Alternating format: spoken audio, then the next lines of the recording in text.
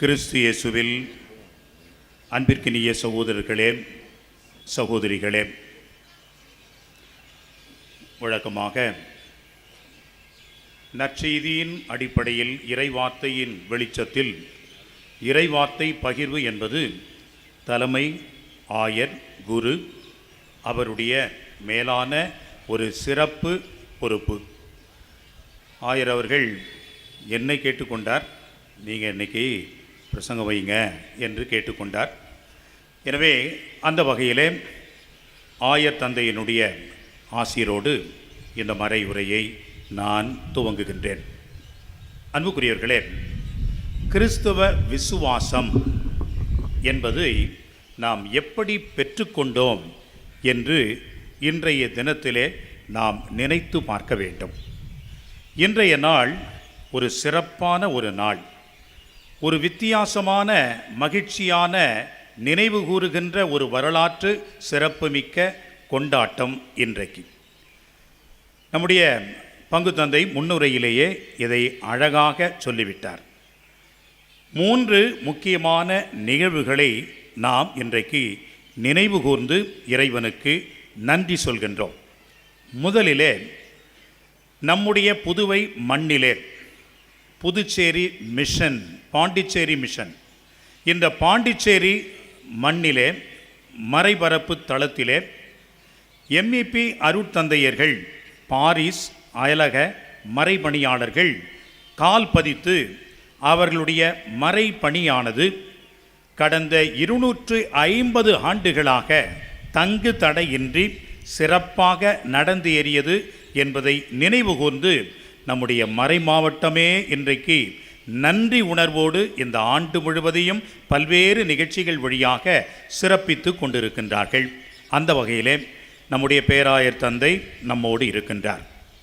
இரண்டாவதாக, இந்த பங்கிலே இந்த ஆலயம் என்பது மிக பழமையான ஒரு ஆலயம், அழகான அருமையாக வடிவமைக்கப்பட்ட ஒரு ஆலயம்.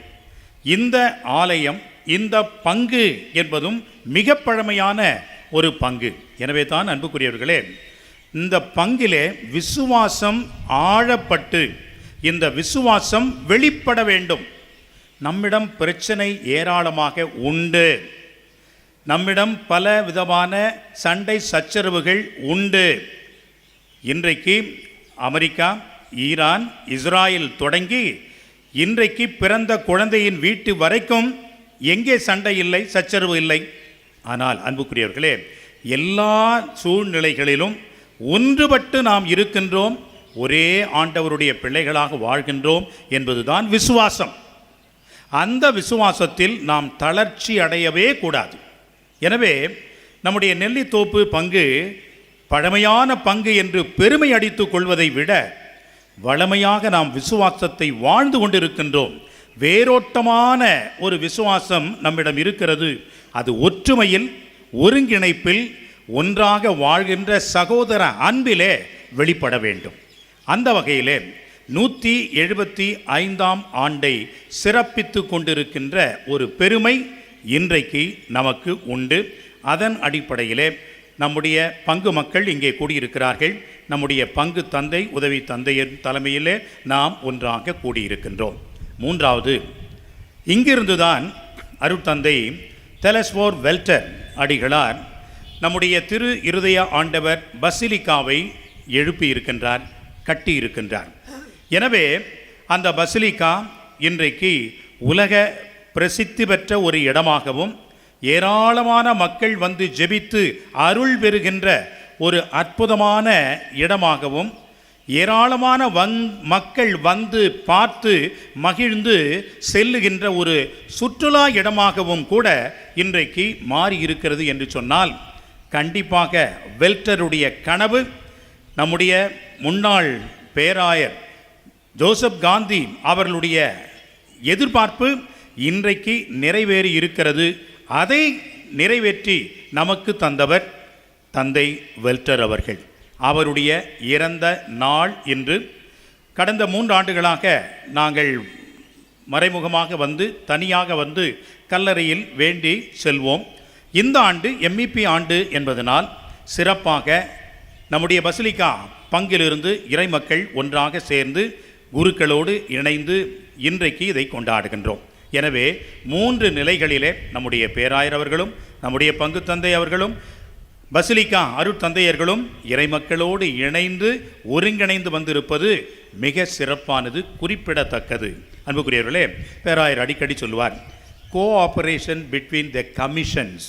நம்மள்கிட்ட நிறைய மறைமாவட்ட அளவிலே பணிக்குழுக்கள் இருக்கிறது. ஆளாளுக்கு ஒன்று செஞ்சுக்கிட்டே இருக்கக்கூடாது. 2-3 குழுக்கள் இணைந்து செயல்பட வேண்டும்.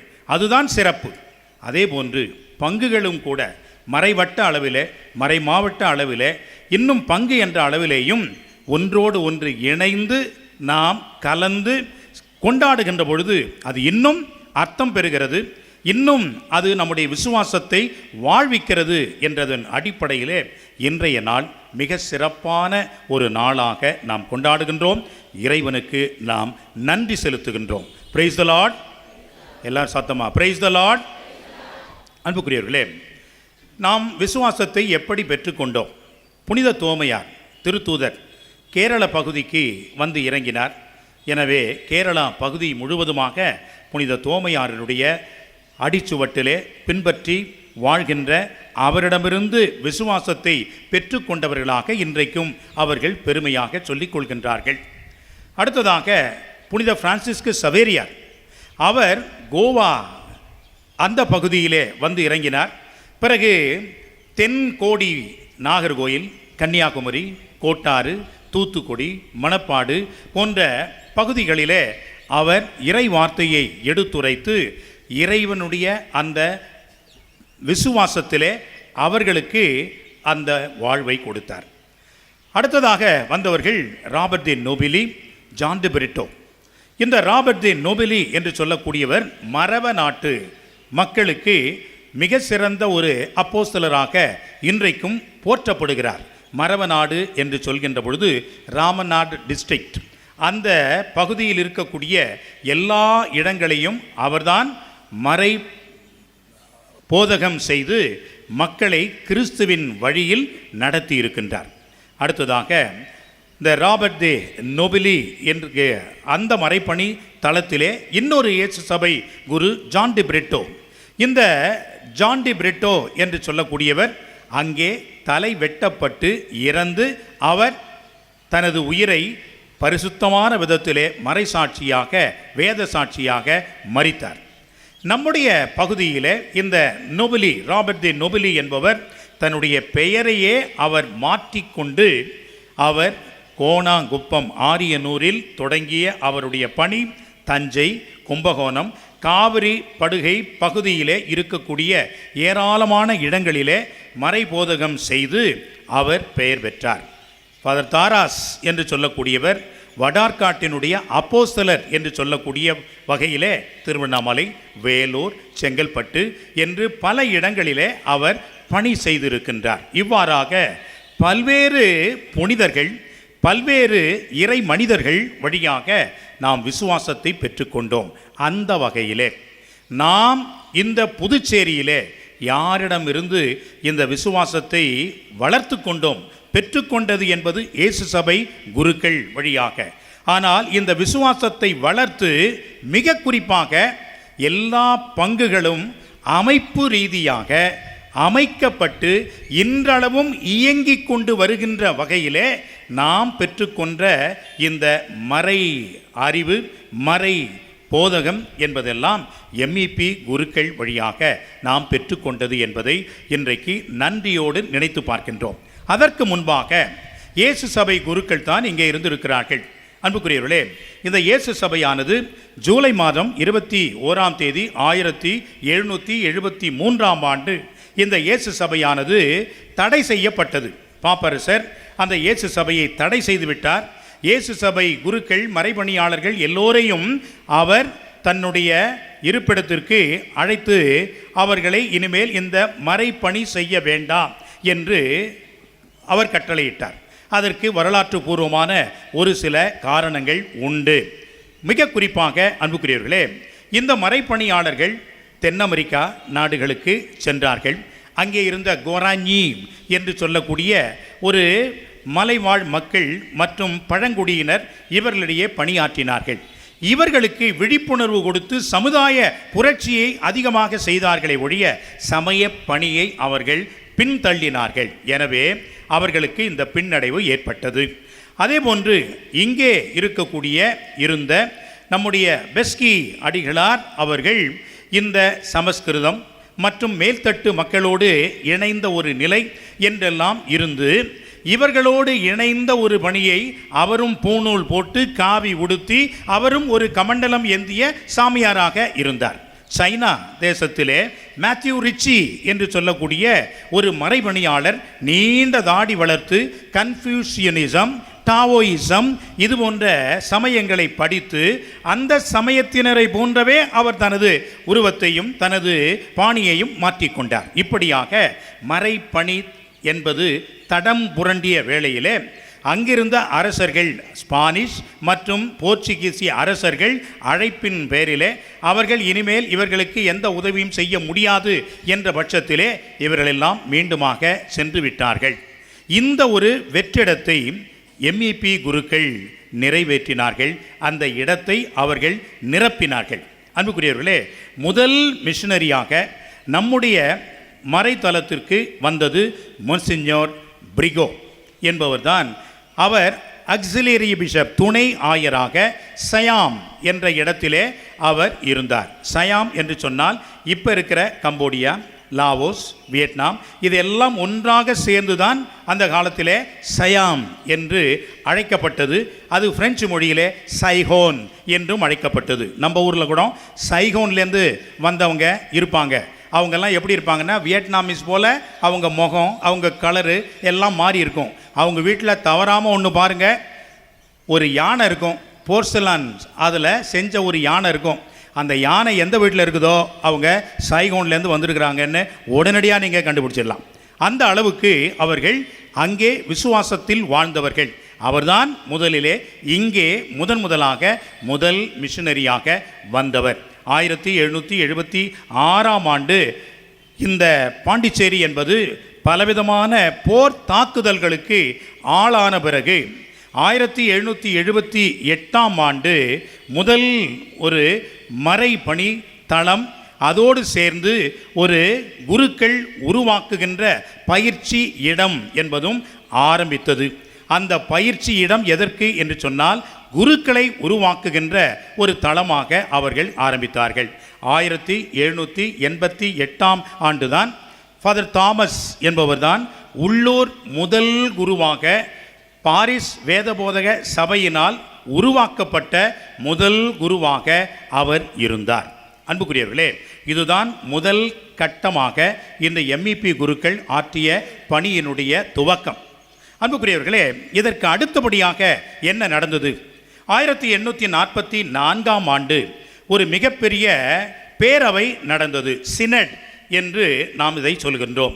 சினட் என்று சொன்னால் எல்லோரும் சேர்ந்து ஒன்றாக வந்து கலந்து ஆலோசித்து ஒரு சில கருத்துக்களை முன்னெடுத்து அதை செயலாக்கம் செய்வது, மறைப்பணியை துரிதப்படுத்துவது என்பதுதான். அதற்காகத்தான் 1844 பாண்டிச்சேரி சினட் என்பது முதலாக கூட்டப்பட்டது. அந்த ஒரு சினட், அந்த கூட்டத்திலே மிக முக்கியமாக ஒரு சில முன்னெடுப்புகள், முன்மொழிவுகள் எடுத்தார்கள். முதல் முன்மொழிவு என்னவென்று சொன்னால் மறை போதகம், மறைப்பணி. அந்த மறைப்பணிக்கு மிகப்பெரிய தடையாக இருந்தது 2 விஷயம். ஒன்று மொழி, நம்முடைய தமிழ் மொழியை அவர்கள் கற்றுக்கொள்ள வேண்டும். அது மிகப்பெரிய ஒரு தாண்ட முடியாத ஒரு தடையாக நினைத்தார்கள். இரண்டாவது, நம்மிடம் இருந்த பலவிதமான கலாச்சார வேறுபாடுகள், கலாச்சார கூறுகள், தீமையான கலாச்சார பழக்க வழக்கங்கள், பச்சையாக சொல்லணும்னா ஜாதி, இந்த 2ஐயும் அவர்கள் மேற்கொள்ள முடியாமல் மிகுந்த கஷ்டப்பட்டார்கள். எப்படி மக்களிடையே அதை எடுத்து செல்வது, அதை தகர்ப்பது அல்லது மேற்கொண்டு அவர்களுக்கு இந்த மறைபோதகத்தை செய்வது என்பதை அவர்கள் கருத்தில் கொண்டு முதல் வேளையாக மறைபணி ஆற்றுவதற்கு இந்த மறைப்பணி உதவியாளர்கள், கேட்டிகீஸ் என்று சொல்லக்கூடிய உபதேசிமார்கள். இந்த உபதேசியார்கள் என்று சொன்னால் பிரான்சிஸ் சவேரியாரே உபதேசியார்களை ஏற்படுத்தினார். மணி அடித்து கொண்டு அவர்களுக்கு உபதேசம் செய்கின்றவர்கள் தான் உபதேசியார். ஆனால் இவர்கள் ஏற்படுத்தியது யார் என்று சொன்னால் மொழிபெயர்ப்பு.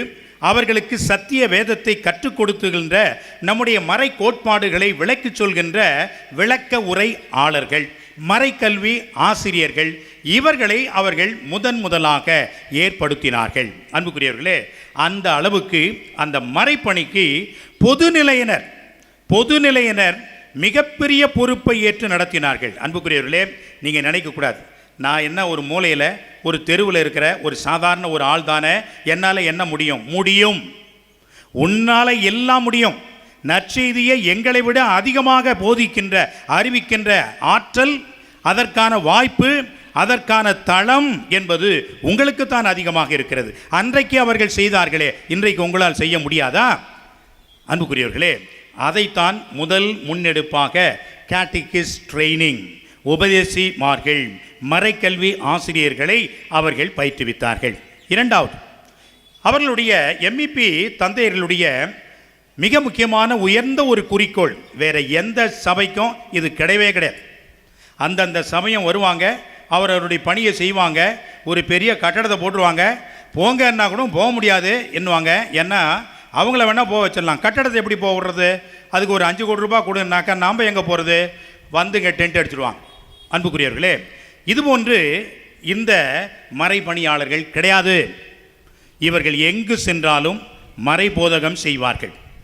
திருச்சபையை, திரு அவையை உருவாக்குவார்கள். பங்கு என்பதை அழகாக நிறுவுவார்கள். பங்கு தந்தை என்பவரை தலைவராகவும், மக்கள் அவர்களை சூழ்ந்து நிற்கின்ற ஒரு இறை சமூகமாகவும், அவர்களிடையே இருக்கக்கூடிய ஒரு சில நடைமுறை ஒழுங்குகளை அவர்கள் நெறிப்படுத்தி பங்கு என்ற அமைப்பை அருமையாக அமைத்தவர்கள் இந்த எம்இபி குருக்கள் தான். இன்றைக்கெல்லாம் நம்ம ஃபேமிலி கார்டு நிறைய பேருக்கு கோபம் வரும். அது எங்கள் பங்கில் நான் போன உடனே யார் தெரிஞ்சவங்களோ தெரியாதவங்களோ குடும்ப கார்டு கொண்டு வாங்க அப்படின்னு சொல்லுவேன். குடும்ப கார்டு கொண்டு வந்தால் வண்டவாளம் தண்டவாளம் போகும். ஏன்னா அங்கே மாத சந்தா கட்டியிருக்க மாட்டீங்க. அதன் பிறகு பிள்ளைகள் பிறந்திருப்பாங்க, ஞானஸ்நானத்துக்கு நீங்கள் அந்த தேதியை கூட குறித்து அதை நீங்கள் வச்சுருக்க மாட்டீங்க, கேலண்டர் வாங்கியிருக்க மாட்டீங்க, திருவிழா வரி கொடுத்துருக்க மாட்டீங்க, எல்லாமே அங்கே தெரிஞ்சிடும் எங்கள் பங்கில். அதனால் அது எடுத்து பார்த்துருவேன்றதுனாலேயே தொலைஞ்சு போச்சு சாமி, எங்கேயோ விட்டேன் சாமி, அது நான் இடம் மாற்றக்குள்ள அது போயிடுச்சு சாமி, இப்போ தான் உனக்கு தெரிஞ்சுதா அப்படின்னு கேட்பேன். இந்த பங்கில் குடும்ப அட்டையை உருவாக்கியது முதல்ல யாருன்னா நம்ம சாமியாருங்க தான், எம்இபி சாமியாருங்க தான். தலைக்கட்டு புஸ்தகம்னு சொல்லுவாங்க.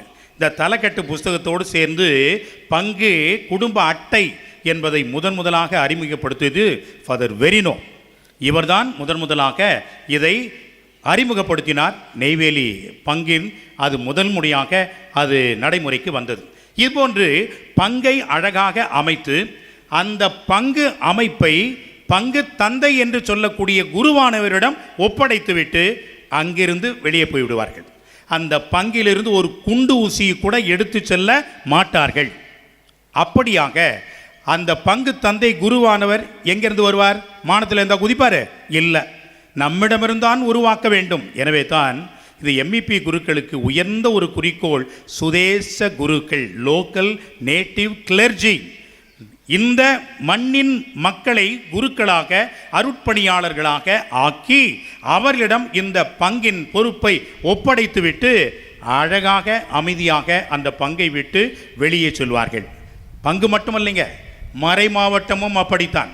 நம்முடைய மறை மாவட்டத்திலே எம்இபி குருக்கள் வைத்திருந்த கடைசி சொத்து எதுவென்று சொன்னால், இன்றைக்கு நீங்கள் கப்ஸ் கோயில் போனீங்கன்னாக்கா, கப்ஸ் கோயிலுடைய அறவீட்டுக்கு இடது பக்கமாக இருக்கக்கூடிய ஒரு மஞ்சள் கட்டடம், ஏறக்குறைய இதே போல் ஒரு காம்பவுண்ட் சுவர், டிப்பிக்கல் ஃப்ரெஞ்சு சுவர், அந்த கல்ச்சர் இது, ஆர்கிடெக்சர் எது. எனவே அந்த ஒரு பெரிய ஒரு இடம் இன்றைக்கு கோடியாக அந்த சொத்து பொறுமானது.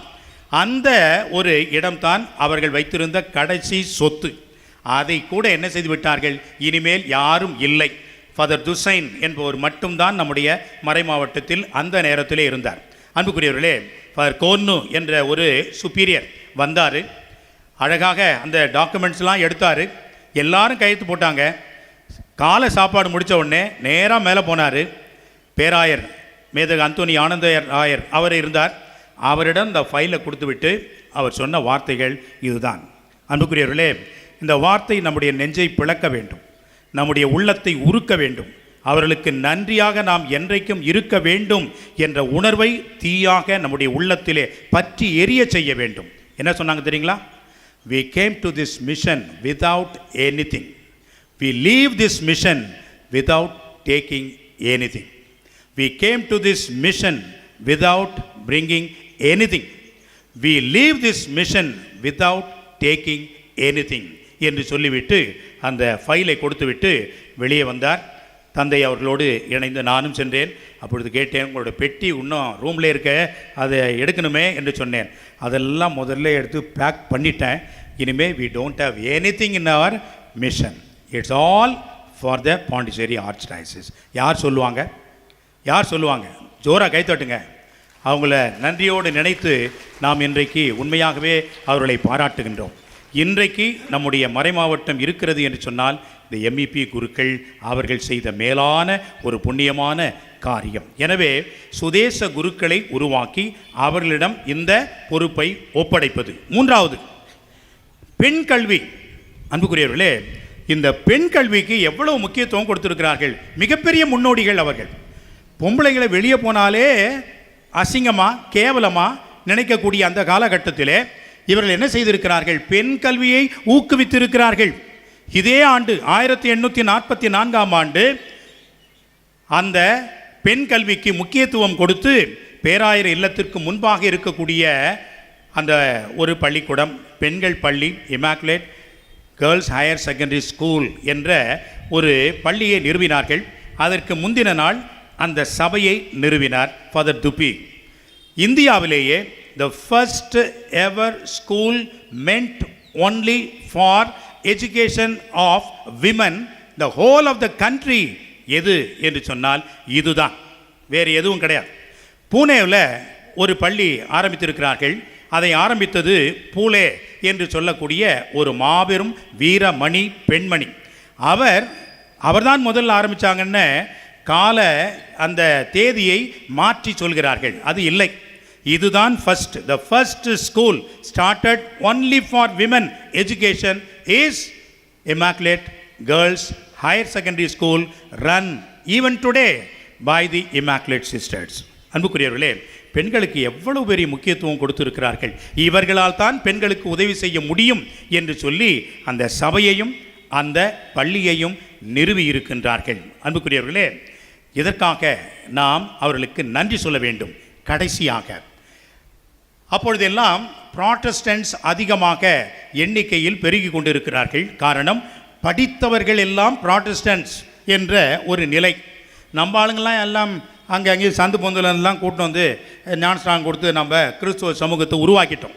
ஆனால் அவங்கெல்லாம் அப்படி இல்லை, நல்ல படித்தவர்கள் என்ற வகையிலே நிறைய பேர் இருந்தார்கள். எனவே சீகன்பால்க் ஐயர் தரங்கம்பாடியில் அவர் முதலாக ஒரு அச்சுக்கூடத்தினுடைய இயந்திரத்தை கொண்டு வந்தார். குட்டன்பர்க் அவர் ஜெர்மனியில் அந்த இயந்திரத்தை கண்டுபிடித்த பிறகு அதே மாதிரியான ஒரு இயந்திரத்தை இங்கே கொண்டு வந்து முதல் புத்தகத்தை வெளியிட்டார். அன்புக்குரியவர்களே, புன்னைக்காயலிலேயும் சரி இங்கேயும் சரி முதல் முறையாக வெளியிட்ட புத்தகம் பைபிள், விவிலியம் தான். அந்த விவிலியத்தை அவர் அச்சடித்து கொடுக்க ஆரம்பித்தார். அதை மக்கள் படித்தார்கள். விவிலிய விளக்கங்களை கொடுத்தார். மறை வாசகங்களுக்கு தெளிவை கொடுத்தார். எனவே மக்கள் எல்லோரும் படித்து அந்த பக்கத்திலே அடித்து சென்றார்கள். இதுக்கு மாற்றாகத்தான் தந்தை துப்பி, சவினியர் துப்பி என்று சொல்லக்கூடியவர் பெங்களூர் கர்நாடகாவிலிருந்து பாண்டிச்சேரிக்கு அழைக்கப்பட்டார். இங்கே வந்து அவர் ஆரம்பித்த முதல் பணி மிஷன் பிரஸ். அந்த மிஷன் பிரஸ் வழியாக இவரும் நூல்களை அச்சிட்டார். அன்புக்குரியவர்களே, எவ்வளவு பெரிய மாமேதை பாருங்கள். மிக குறுகிய காலத்திலே தமிழை கற்றுக்கொண்டு என் அன்பார்ந்த குமாரத்திகளுக்கு என்ற வாசக கடிதங்களை பல வால்யூமாக தொகுத்து இன்றைக்கு வைத்திருக்கிறோம். அன்றைக்கு அவர் கட்டப்பேனா வச்சு எல்லாத்தையும் கைப்பட எழுதியிருக்கிறார் என்று சொன்னால் தமிழ் புலமை, தமிழ் ஆர்வம், இதற்கு ஈடு யாருமே இல்லை என்று தான் சொல்ல வேண்டும். அன்புக்குரியவர்களே, அதுபோன்று மிஷன் பிரஸ் ஆரம்பித்தார்கள். இன்றைக்கும் அந்த மிஷன் பிரஸ் இருந்து கொண்டு இருக்கிறது என்பதை நாம் நினைவில் கொள்ள வேண்டும். ஆக அவர்கள் எடுத்த முடிவுகள் எல்லாம் இன்றைக்கும் இருக்கிறது. உபதேசிமார்கள், மறைக்கல்வி ஆசிரியர்கள் இருக்கிறார்கள். இரண்டாவதாக சுதேச குருக்களை உருவாக்குகின்ற பெத்தி செமினாரி இருக்கிறது. கிராண்ட் செமினரி என்று சொல்லக்கூடிய அந்த பெங்களூரில் இருக்கக்கூடிய செமினரி இருக்கிறது. அரிக்கன்மேடு என்று சொல்லக்கூடிய இடத்திலே தொடங்கிய அந்த கட்டிடம் இன்றைக்கு இருக்கிறது. உழவர்கரையிலே செமினரி இருந்ததுக்கான தடங்களும் இருக்கிறது. மூன்றாவதாக இந்த மக்கள் பெண்கள் முன்னேற வேண்டும் என்று ஆரம்பித்த பள்ளிக்கூடம் இன்றைக்கும் நடக்கிறது. இவர்கள் கல்வி அறிவு பெற்று படித்து விசுவாசத்தில் வளர வேண்டும் என்ற மிஷன் பிரஸ் இன்றைக்கும் நடந்து கொண்டிருக்கிறது. இவ்வளவு அற்புதமான பணிகளை செய்த அந்த வரிசையில் தான் இன்றைக்கு வெல்டர் என்பவரும் இடம்பெறுகிறார். அன்புக்குரியவர்களே, அப்பொழுது மேதகு ஆயர் காந்தி ஆண்டவர் இருந்தார். அவருக்கு ஒரு கனவு.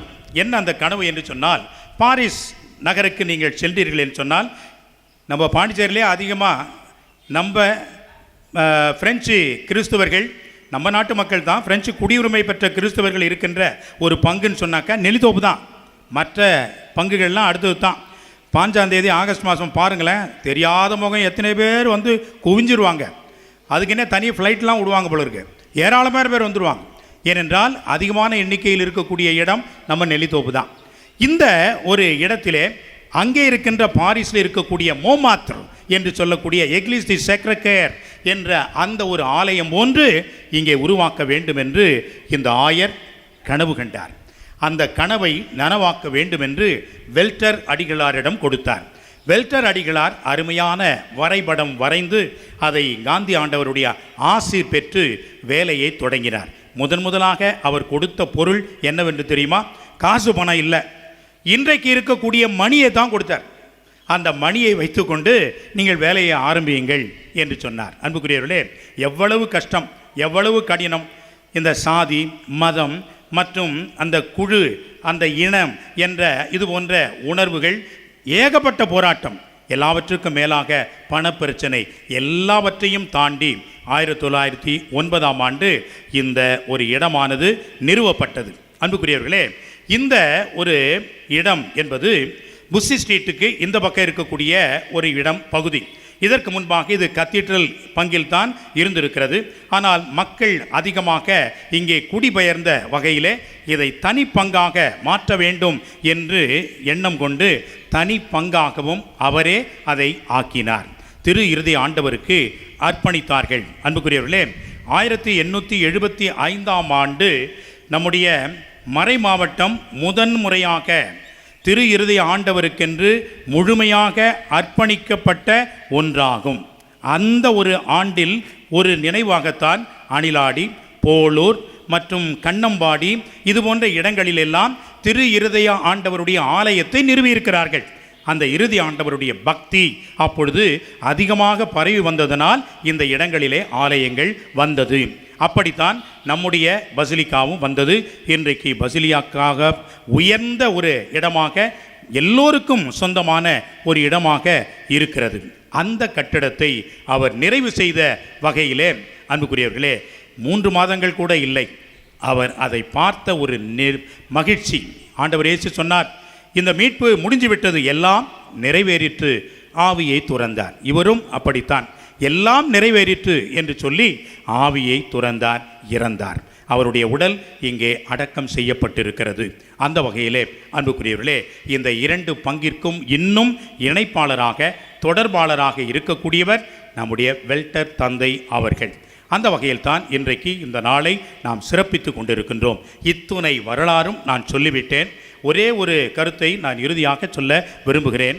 ஒரு முறை ஒரு எம்இபி அருட்தந்தையிடம் பேசி கொண்டிருந்தேன்.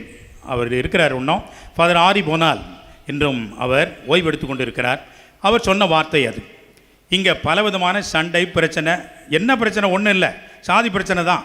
இதை கேள்விப்பட்டு அவர் சொன்ன வார்த்தைகள் இதுதான்: இப்படிப்பட்ட ஒரு திருச்சபையை நான் உருவாக்கி இருக்கிறேன், இப்படிப்பட்ட ஒரு திருச்சபையை நான் உருவாக்கி இருக்கிறேனா என்று மனம் கசிந்து அந்த வார்த்தையை சொன்னார். அன்புக்குரியவர்களே, அந்த சாபம் நமக்கு வேண்டாம். என்னமோ இந்த சாதி சேரு சாக்கடை நம்ம கூடயே சேர்ந்து வந்துருச்சு. ஆனால் அந்த சாக்கடையை கொஞ்சம் கழுவி தள்ளி விட்டுருவோம். அதன் அடிப்படையில் நாம் இன்னமும் தொடரக்கூடாது, இருக்கக்கூடாது. அதையெல்லாம் தாண்டி நாம் மேலோங்கிய வகையிலே விசுவாசத்தை உயர்த்தி பிடித்து நல்ல கிறிஸ்துவர்களாக வாழ்வோம் என்று உறுதி எடுப்போம் என்று சொன்னால் இன்றைய நாள் கொண்டாட்டத்தினுடைய ஒரு அர்த்தமாக இருக்கும். இல்லாவிட்டால் பழைய குருடி கதவை திரடி அப்படின்னு பழைய பஞ்சாங்கமே நாம் ஓட்டிக்கிட்டு இருக்கிற ஒரு வாடிக்கையான கிறிஸ்துவர்களாக மட்டுமே நாம் இருப்போம். இந்த நேரத்திலே அந்த ஒரு முடிவை எடுப்போம், அந்த ஒரு தீர்மானம் எடுப்போம். இறையின் வழியிலே MEP குருக்கள் காட்டிய அந்த வாழ்வை, விசுவாசத்தை நாம் போற்றி வளர்க்க முற்படுவோம். ஆமென்.